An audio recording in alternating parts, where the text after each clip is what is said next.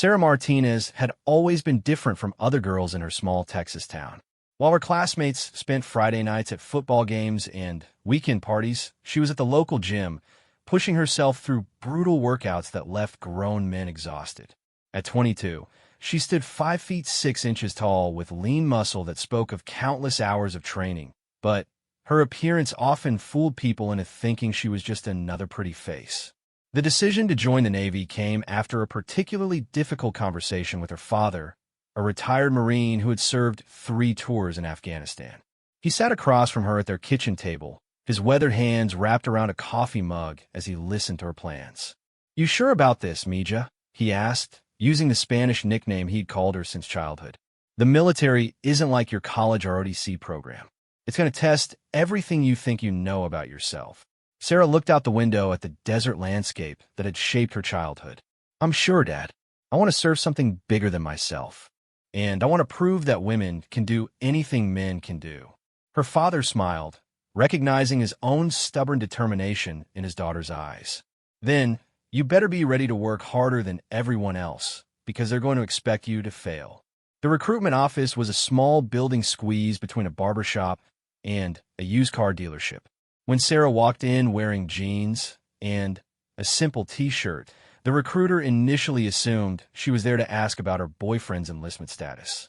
It wasn't until she sat down and began discussing her physical fitness scores and her desire to pursue the most challenging military roles available that he realized she was serious.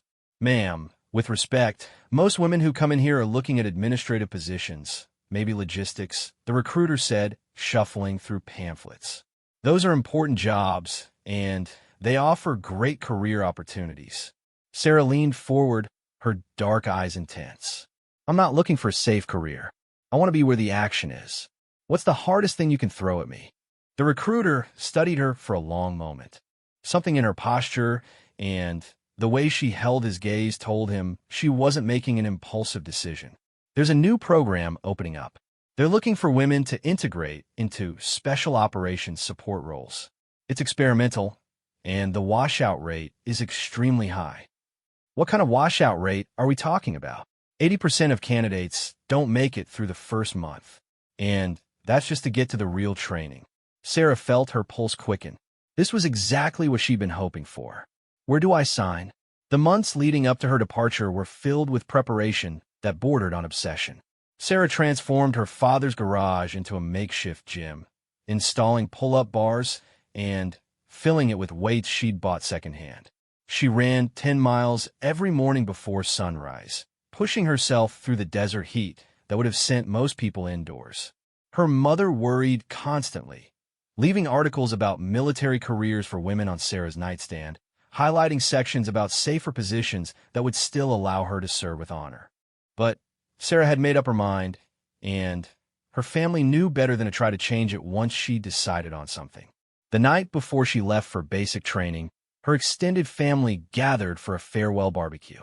Aunts and uncles who had watched her grow up shared stories about her childhood determination. There was the time she'd insisted on entering the local youth wrestling tournament, or when she'd talked her way onto the high school football team as a kicker, becoming the first girl to play in their district. "She's always been like this," her Aunt Rosa said, watching Sarah demonstrate proper push-up form to her younger cousins. Even as a little girl, if you told her she couldn't do something, that just made her more determined to prove you wrong. As the evening wound down, Sarah found herself sitting alone with her father on the back porch. The desert sky was clear, filled with more stars than city dwellers ever got to see. "You know it's going to be harder for you than for the men, right?" he said quietly. "Not because you're not capable, but because some people are going to want you to fail just because you're a woman." Sarah nodded. "I know, Dad. But that's exactly why I have to do this. Someone has to be first." "Your grandmother would have been proud," he said, referring to Sarah's maternal grandmother, who had worked in aircraft factories during World War II when such jobs were revolutionary for women. "She used to tell me that every generation of women had to fight the same battles over again, just in different uniforms." The next morning, as Sarah shouldered her duffel bag and prepared to board the bus that would take her to the airport, she felt a mixture of excitement and nervousness that reminded her of the night before a big competition. She'd spent years preparing for this moment, but she knew that all her preparation was just the foundation for what was really going to test her. Her parents stood together, trying not to show their worry. Her mother pressed a small wooden cross into her hand, the same one that had belonged to her grandmother. For protection, she whispered, hugging Sarah tight. As the bus pulled away from the station, Sarah watched her hometown grow smaller through the rear window. She was leaving behind everything familiar, everything safe, to pursue a dream that most people thought was impossible for someone like her. But as the desert landscape gave way to highway, she felt only determination. She was ready for whatever came next, even if she had no idea just how much that determination would be tested in the months and years ahead. The Great Lakes Naval Station in Illinois was a shock to Sarah's system after the warm desert of Texas. The October air cut through her regulation uniform as she stood in formation with 43 other recruits, listening to Chief Petty Officer Williams deliver his welcome speech. For the next 8 weeks, this place is going to break down everything you think you know about yourself and build you back up into something useful to the United States Navy, Williams barked, pacing in front of the formation. Some of you think you're tough because you played sports in high school or worked construction jobs. You're about to learn that tough is a relative term. Sarah noticed that she was one of only 6 women in the group and the only one who had expressed interest in special operations support. The other women had chosen administrative or technical fields, which earned them knowing looks from some of the male recruits who seemed to think they'd taken the easy path. The first week was designed to weed out anyone who wasn't completely committed. Days began at 0500 with physical training that pushed everyone to their limits. Sarah found herself keeping pace with the fastest men in the group, something that didn't go unnoticed by either the instructors or her fellow recruits. Martinez, Chief Williams called out during their 3rd day of PT. You're setting too fast a pace on the run. Slow down so the rest of your division can keep up. Sarah was confused. In civilian life, she'd always been praised for pushing herself harder than necessary. Chief, I'm just running my normal pace. Your normal pace is making the men in your division look weak. A good sailor learns to be part of the team, not to show off individual ability. It was Sarah's first lesson in the complex dynamics she'd have to navigate. Being too good could be just as problematic as not being good enough. She had to find a way to excel without making others feel inadequate, a balance that her male counterparts never seemed to have to consider. The academic portions of basic training came easily to Sarah. She'd graduated from college with a degree in international relations and had always been a quick learner. But it was during the practical exercises that she really began to distinguish herself. During a particularly challenging obstacle course designed to simulate combat conditions, Sarah found herself working alongside Kevin Shunt, a former college wrestler from California, and Marcus Johnson, who'd grown up on a farm in Iowa and possessed the kind of practical strength that came from years of physical labor. The exercise required them to carry a wounded teammate across rough terrain while under simulated enemy fire. When it was Sarah's turn to be the casualty, both Kevin and Marcus struggled with the awkward weight distribution and the distance they had to cover. Maybe we should request a different scenario, Marcus whispered as they prepared for their attempt. No offense, Martinez, but in real combat, we're not going to be carrying women. Sarah felt her jaw tighten, but she kept her voice level. Actually, in real combat, you might be carrying anyone who gets wounded. Your teammate could be a 200-pound man just as easily as a 140-pound woman. The point is to be ready for anything. When it came time for Sarah to carry Kevin, she surprised everyone, including herself, by completing the course faster than most of the male pairs. Her technique was different, relying more on leverage and efficiency than brute strength, but it was effective. Chief Williams observed the exercise from a distance, making notes on his clipboard. After everyone had completed the course, he gathered the division together. Some of you just learned an important lesson about making assumptions, he said, his eyes scanning the group. In combat, your life might depend on the person next to you, regardless of what they look like or where they came from. Martinez, explain to the group how you managed that carry. Sarah stepped forward, still catching her breath. Chief, I focused on balance and momentum rather than trying to muscle through it. I kept my center of gravity low and used my legs instead of my back.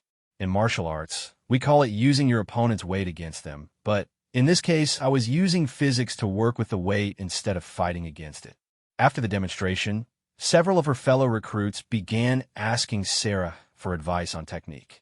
She found herself becoming an unofficial instructor, helping others improve their performance on various exercises. It was during these informal training sessions that she began to build the relationships that would prove crucial later in her career. One evening, as Sarah was helping Marcus improve his technique on the rope climb, he confided something that surprised her. "You know, I almost requested a transfer when I heard we'd have women in this division," he said, hanging from the rope about halfway up. "My dad always told me that the military was no place for women, that it would just create problems and distractions." Sarah spotted him from below, ready to help if he fell. "And what do you think now?" Marcus pulled himself up another few feet before answering. "I think your dad raised you right, and mine might have been wrong about a few things. You work harder than half the guys here, and you're not asking for any special treatment." The final weeks of basic training included more complex team exercises designed to simulate the kind of cooperation required in real military operations. Sarah found herself naturally taking on leadership roles, organizing her teammates, and developing strategies that played to everyone's strengths. During one particular exercise, their division was tasked with planning and executing a mock rescue operation.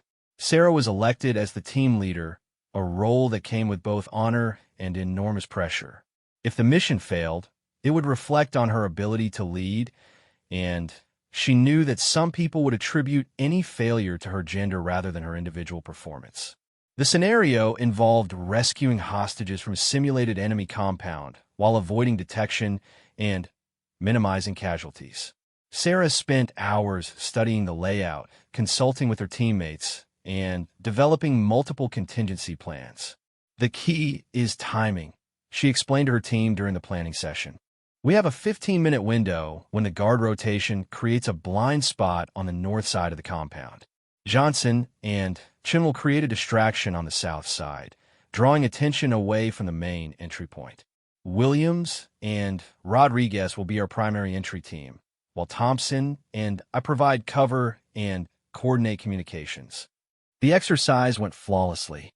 Sarah's team completed the mission in record time with 0 simulated casualties, earning praise from the instructors and grudging respect from some of the recruits who had initially doubted her capabilities. As basic training neared its end, Sarah received word about her next assignment. She'd been selected for the Special Operations Support Program, a designation that filled her with both pride and apprehension. The real test was just beginning. On graduation day, as Sarah stood in formation wearing her dress blues, she caught sight of her parents in the crowd. Her father's military bearing was unmistakable even in civilian clothes, and her mother was clearly fighting back tears of pride and worry. Chief Williams approached her after the ceremony. "Martinez, you've got potential, but what you're heading into next is going to make this look like summer camp. Are you sure you're ready for that?" Sarah straightened her shoulders and met his gaze directly. "Chief, I've been ready my whole life. I just needed the chance to prove it." As she prepared to leave for her next assignment, Sarah reflected on the lessons she'd learned during these 8 weeks. She discovered that being exceptional wasn't enough if you couldn't work as part of a team. She'd learned that leadership meant making others better, not just excelling individually. And, most importantly, she'd proven to herself that she belonged here, regardless of what anyone else might think. The Naval Special Warfare Facility in Coronado, California, was unlike anything Sarah had experienced during basic training. The compound sprawled across several acres of prime real estate just across the bay from San Diego, and the men who trained there carried themselves with a confidence that bordered on arrogance. These were Navy SEALs, the elite of the elite, and they knew it. Sarah's assignment was to the Special Operations Support Activity, a relatively new program designed to provide specialized logistics and intelligence support to SEAL teams. While she wouldn't be going through the infamous SEAL training known as BUD/S, her program was designed to be equally challenging in different ways. Commander James Harrison, a 20-year SEAL veteran with 3 combat deployments, briefed Sarah and the 11 other candidates on their first day. Ladies and gentlemen, you are here because someone thinks you have what it takes to support the most elite fighting force in the world, Harrison said, his scarred hands clasped behind his back. The men you'll be supporting risk their lives on missions that most people will never know about. Your job is to make sure they have everything they need to come home alive. The training was intense and multifaceted. Sarah found herself learning everything from advanced communication systems to weapons maintenance, from intelligence analysis to emergency medical procedures. The physical requirements were demanding, but different from traditional SEAL training. Instead of focusing purely on combat skills, the support specialists needed to be able to think clearly under pressure while managing complex logistical operations. What surprised Sarah most was the reaction she received from the active SEAL teams on base. During basic training, she faced skepticism, but also opportunities to prove herself through direct competition. Here, many of the SEALs simply ignored her existence, treating her like part of the furniture rather than a potential teammate. The exception was Chief Petty Officer Danny Rodriguez, a 15-year veteran who served as one of the instructors for the support program. Rodriguez had grown up in East Los Angeles and worked his way up from nothing, earning his place through sheer determination and skill. Martinez, walk with me, Rodriguez said after a particularly challenging day of training that had involved setting up a complete communication station under simulated combat conditions.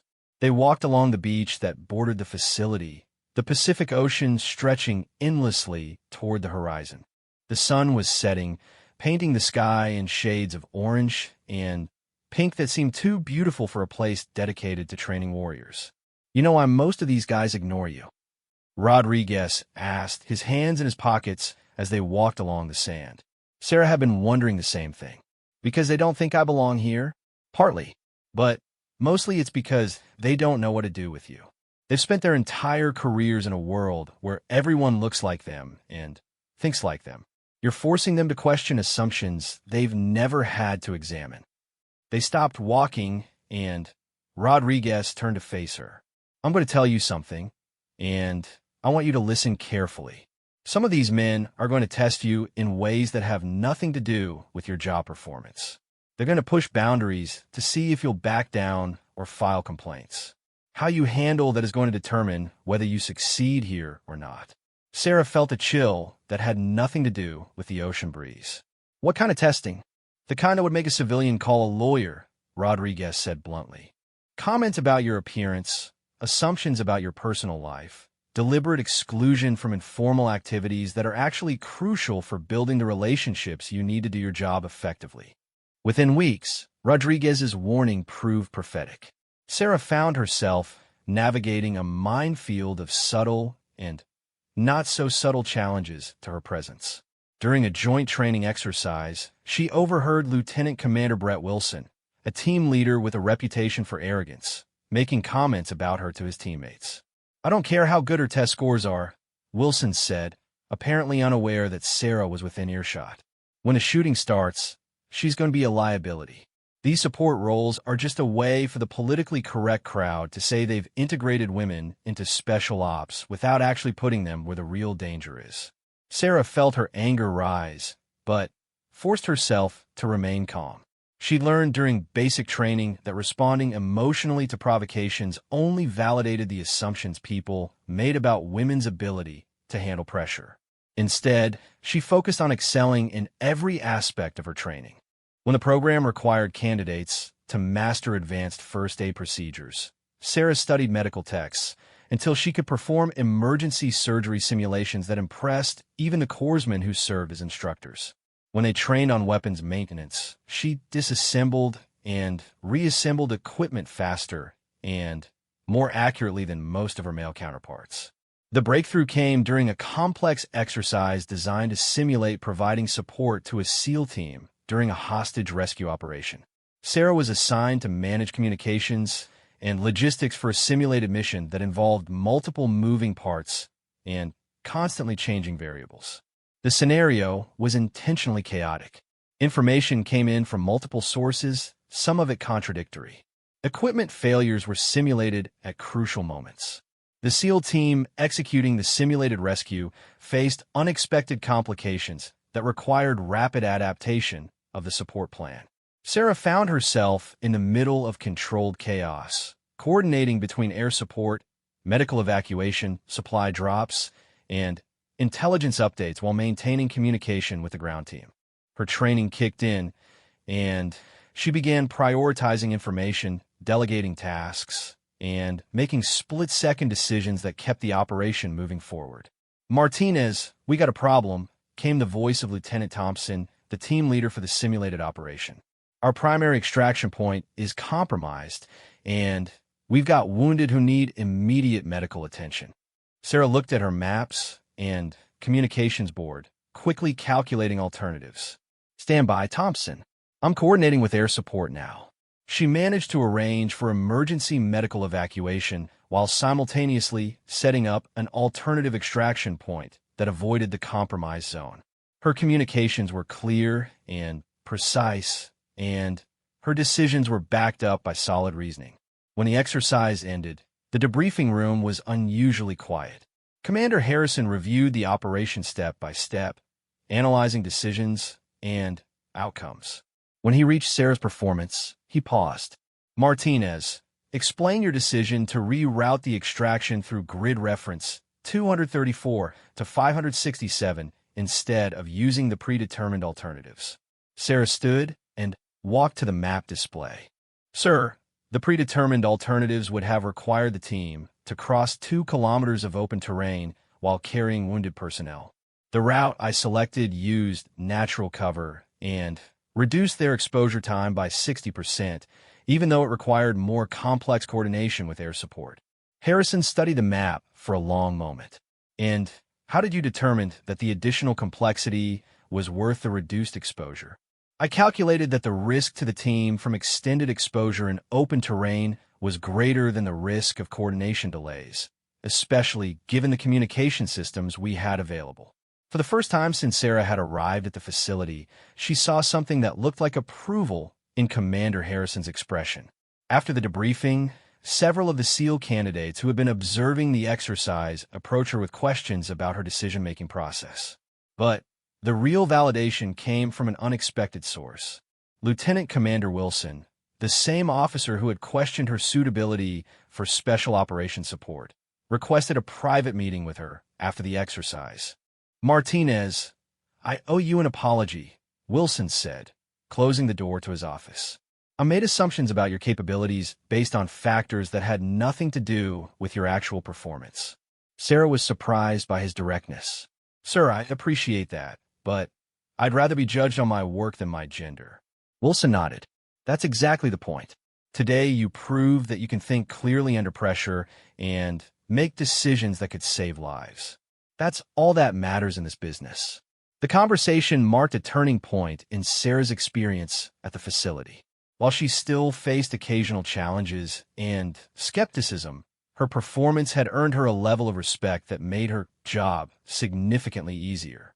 More importantly, it had given her confidence in her own abilities that would prove crucial in the years ahead. As her training program neared completion, Sarah received notification of her first operational assignment. She would be deployed with SEAL Team 7 to provide support for counterterrorism operations in an undisclosed location overseas. It was exactly the kind of assignment she'd hoped for when she first walked into that recruitment office in Texas. The night before her deployment, Sarah called her parents from a secure phone at the facility. Her mother's voice was tight with worry, while her father asked careful questions about her training and preparation. "Are you ready for this, Mija?" he asked near the end of their conversation. Sarah looked out the window at the Pacific Ocean, where she could see the lights of naval vessels on training exercises in the distance. "I'm as ready as anyone can be, Dad, and I'm exactly where I'm supposed to be." As she prepared for her first real mission, Sarah reflected on how much she'd grown since leaving Texas.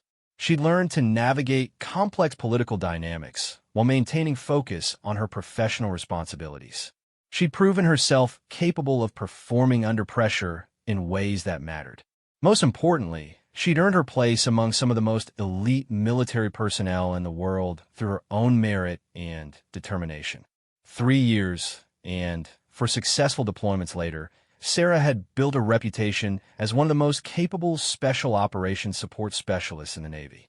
Her personnel file contained commendations from team leaders who had initially doubted her abilities, and she'd been promoted to petty officer first class ahead of schedule. But her most significant challenge wasn't going to come from enemy combatants or dangerous missions overseas. The assignment to Naval Special Warfare Development Group came with a promotion to Chief Petty Officer and a return to Coronado, but this time with vastly different responsibilities. Sarah would be overseeing training and logistics for incoming SEAL candidates while also managing support operations for active teams. It was a position of considerable authority, placing her in charge of many of the same men who had once questioned her right to be there. Commander Patricia Hayes, Sarah's new commanding officer, briefed her on the challenges she would face in the new role. Chief Martinez, you're going to be supervising officers and enlisted personnel who outrank you in time and experience, even if they don't outrank you in position, Hayes explained from behind her desk, which was decorated with photos from her own groundbreaking career as one of the first women to serve in naval aviation. Some of them are going to test your authority simply because they're not accustomed to taking orders from someone like you. Sarah had learned to read between the lines of military diplomatic language. Someone like me, a woman, particularly a young woman who had achieved her position through merit rather than connections or family tradition. Ma'am, how do you recommend I handle that kind of resistance? Commander Hayes smiled, and Sarah could see the steel behind her professional demeanor. The same way you've handled everything else, Chief. You do your job better than anyone else can, and you don't give them any legitimate reasons to question your competence. But you also don't let anyone walk over you in the name of keeping the peace.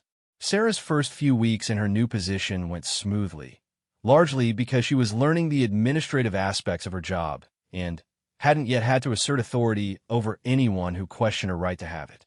She spent her days reviewing training schedules, coordinating equipment maintenance, and managing the complex logistics required to keep multiple SEAL teams operational. The problems began when she was assigned to oversee training operations for a group of experienced SEALs who were preparing for deployment to a classified location.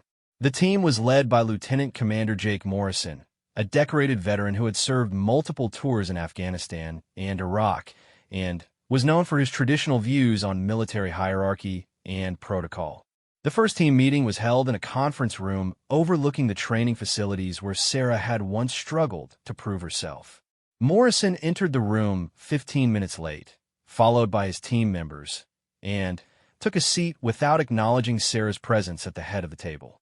Gentlemen, as briefed, Chief Martinez will be coordinating our training support for the next 6 weeks, Morrison announced to his team, as if Sarah weren't sitting right there.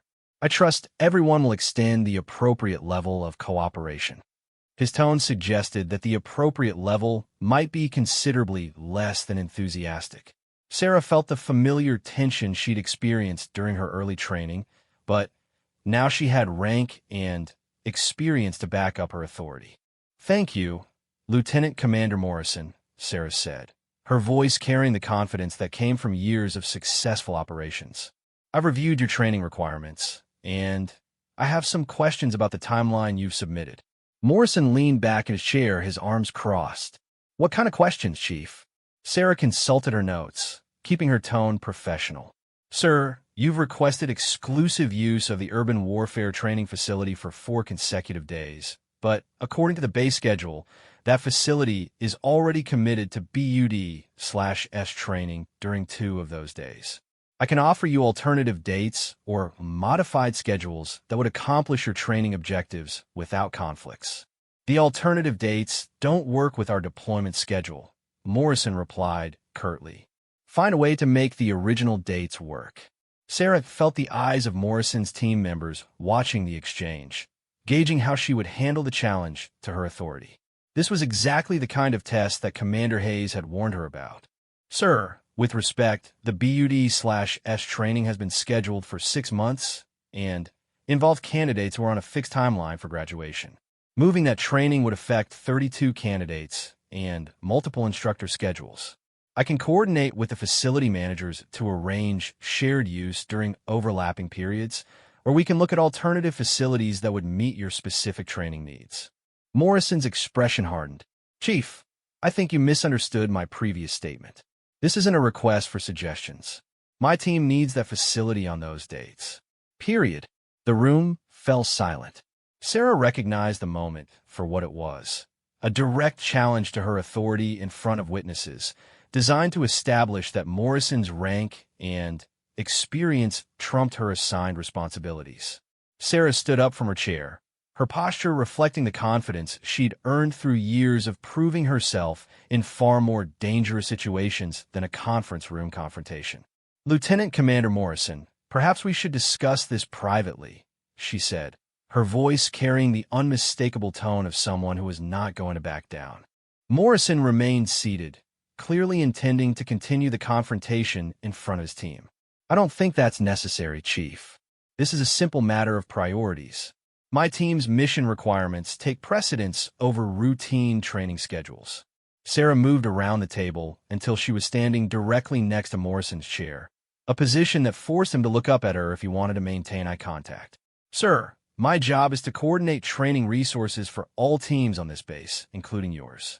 That means balancing competing requirements and finding solutions that serve everyone's needs. Your team is important, but it's not more important than the 32 men who are trying to earn their place in the same community you're part of. She paused, letting her words sink in before continuing. I can guarantee that your team will have access to facilities that meet your training objectives. What I can't do is disrupt other operations just because it would be convenient for your schedule. If you'd like to discuss this further, we can take it up with Commander Hayes. Morrison finally stood up, and Sarah could see that her refusal to be intimidated had surprised him. He was accustomed to getting his way through a combination of rank, reputation, and force of personality. Sarah represented something new in his experience, someone who couldn't be bullied and who had the institutional support to back up her position. That won't be necessary, Chief, Morrison said after a long moment. I'm sure we can find a way to work within the existing parameters. The tension in the room was still thick, but Sarah had established an important precedent.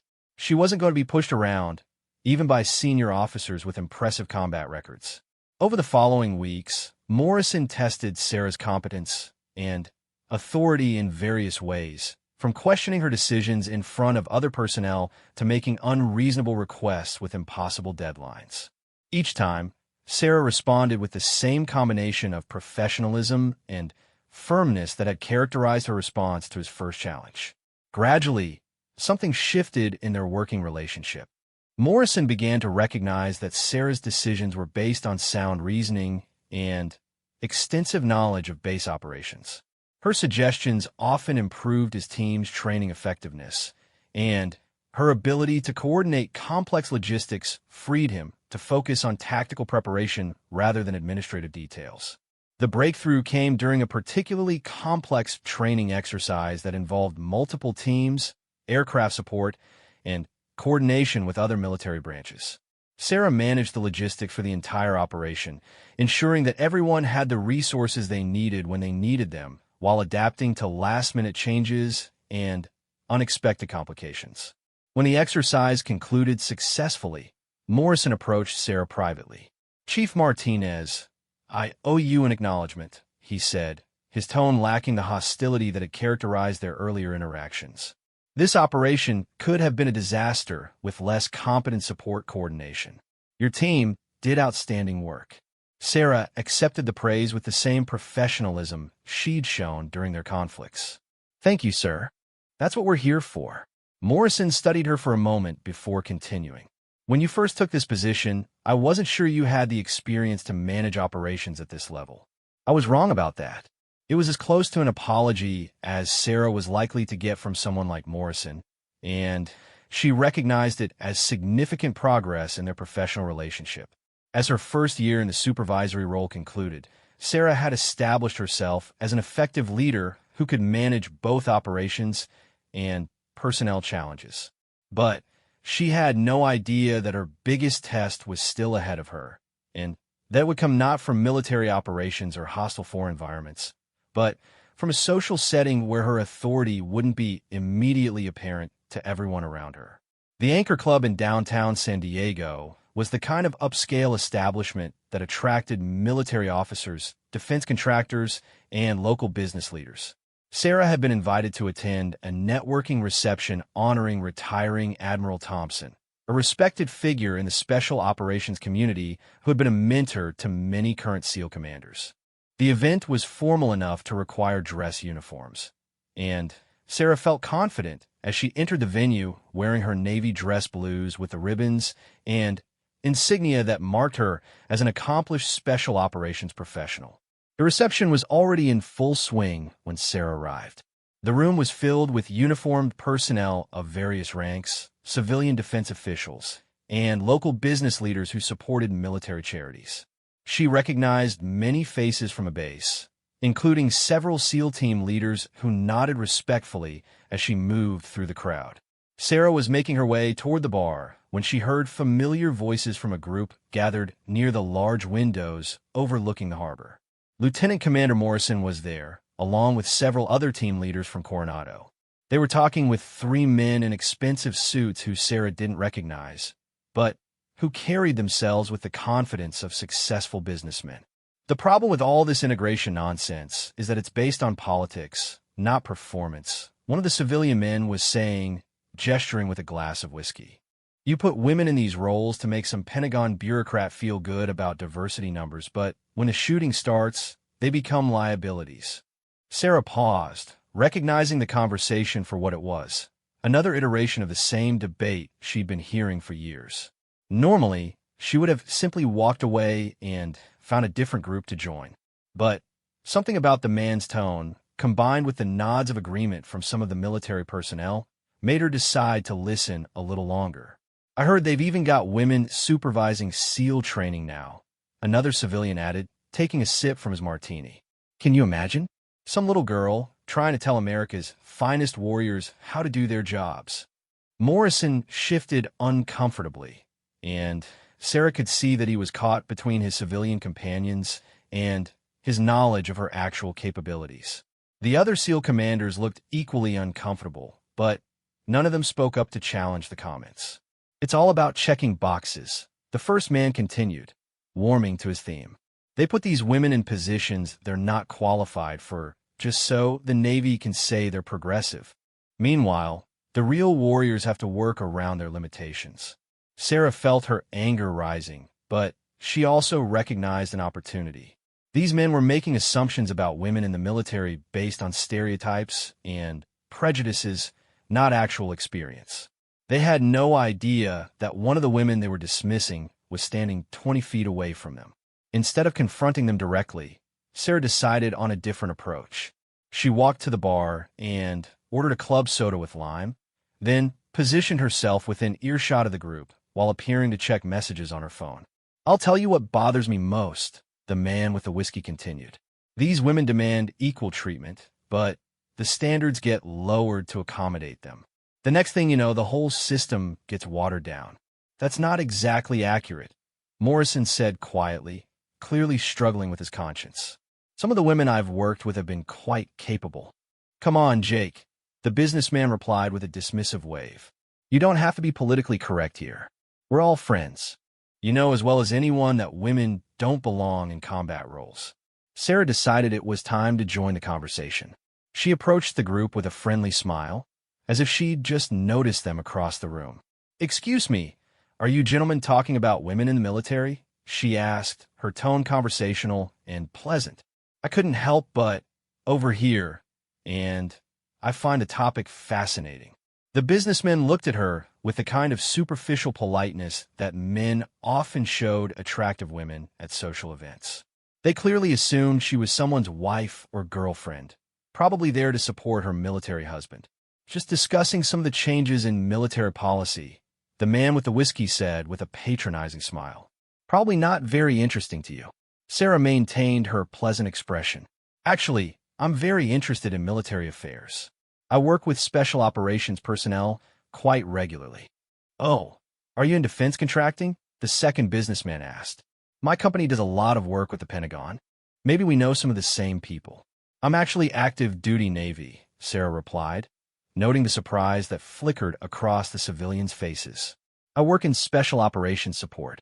The atmosphere in the group shifted slightly, but the businessman didn't seem to grasp the implications of what she'd said. That's wonderful, the first man said with the tone people use when talking to children about their career aspirations. Administrative work is so important to keeping our military running smoothly. Sarah felt Morrison tense beside her, clearly recognizing where this conversation was heading. The other SEAL commanders were watching with expressions that ranged from curiosity to concern. Actually, I don't do administrative work, Sarah said, her tone still friendly but with a slight edge that suggested the conversation was about to take an interesting turn. I coordinate training and logistics for SEAL teams. Well, that's very impressive, the businessman replied, though his tone suggested he thought it was anything but. I'm sure you handle the paperwork side of things very efficiently. Among other things, Sarah agreed. For instance, I coordinate facility scheduling, equipment allocation, personnel assignments, and operational support for teams preparing for deployment. It's quite complex work, requiring extensive knowledge of special operations requirements and procedures. The group was quiet for a moment, and Sarah could see that the military personnel were beginning to realize who she was, even if the civilians hadn't connected the dots yet. You know, she continued conversationally, earlier in your discussion, you mentioned concerns about women being placed in positions they're not qualified for. I'd be curious to hear more about your thoughts on that. The man with the whiskey, emboldened by alcohol and his own prejudices, launched into a detailed explanation of why women couldn't handle the physical and mental pressures of military leadership, especially in special operations contexts. His companion nodded along enthusiastically, adding his own observations about the supposed weaknesses that made women unsuitable for demanding military roles. Sarah listened patiently, occasionally asking clarifying questions that encouraged them to elaborate on their views. The SEAL commanders grew increasingly uncomfortable as the conversation continued, but they still hadn't intervened. That's a very interesting perspective, Sarah said when the men finally finished their exposition. I'm curious about something, though. How many women in special operations leadership roles have you actually worked with? The businessmen exchanged glances. Well, we don't work directly with military personnel, the first man admitted. But we understand the requirements of these positions from our contractors and our business relationships. I see, Sarah nodded thoughtfully. So your opinions are based on theoretical knowledge rather than actual experience working with women in these roles. The principles are sound regardless of specific experience, the second man replied defensively. Basic physical and psychological differences between men and women don't change just because someone has a different job title. Sarah smiled, and for the first time, there was nothing pleasant about the expression. That's where you and I might disagree. You see, I am Chief Petty Officer Sarah Martinez, and I'm the Senior Special Operations Support Coordinator for this facility. Lieutenant Commander Morrison and the other gentlemen here report their training requirements to me. I approve their facility usage, coordinate their equipment needs, and manage their logistical support. The silence that followed was profound. The businessmen stared at her with expressions ranging from confusion to dawning horror as they realized they'd spent the last 20 minutes explaining to a senior special operations leader why people like her weren't qualified for positions like hers. Morrison stepped forward, his voice formal, but with an undertone of satisfaction. Gentlemen, allow me to properly introduce Chief Martinez. She's been coordinating special operations support for this command for over a year, and her teams have maintained a perfect record for mission support. Her personnel management and logistical coordination have been rated as exceptional by every team leader who's worked with her. The other SEAL commanders nodded their agreement, and Sarah could see that they were enjoying the civilians' discomfort more than they were willing to admit openly. Chief Martinez, Commander Davis added, also deployed multiple times in support of actual combat operations before taking her current position. She's earned her place here through performance, not politics. The businessmen looked like they wanted to disappear through the floor. The man with the whiskey set down his glass with shaking hands. Chief Martinez, I had no idea. We certainly didn't mean to. Sarah held up a hand to stop his stammering. Gentlemen, I understand that you made assumptions based on incomplete information. That happens sometimes. But I hope this conversation has been educational for all of us. She turned to address the entire group, her voice carrying the authority that came from years of command experience.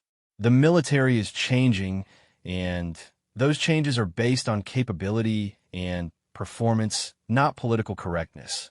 The women who earn their place in special operations do so by meeting the same standards and performing the same jobs as their male counterparts. They don't ask for special treatment, and they don't receive it. The reception continued around them, but the conversation near the windows had essentially ended. The businessmen excused themselves as quickly as politeness allowed, leaving Sarah with the SEAL commanders. Well, that was interesting, Morrison said with what might have been the first genuine smile Sarah had ever seen from him. I almost felt sorry for them, Commander Davis added. Almost. Sarah looked out at the harbor, where Navy ships were silhouetted against the setting sun. I didn't do that to embarrass them, she said thoughtfully. I did it because their assumptions affect how people think about women in the military. Every time someone gets away with making those kind of statements without being challenged, it reinforces the idea that we don't belong here. Morrison nodded slowly. Point taken, Chief. And for what it's worth, you handled that better than I would have. As the evening wound down and Sarah prepared to leave the reception, she reflected on how far she'd come since that first day at the recruitment office in Texas. She'd proven herself in training, in combat deployments, and in leadership roles.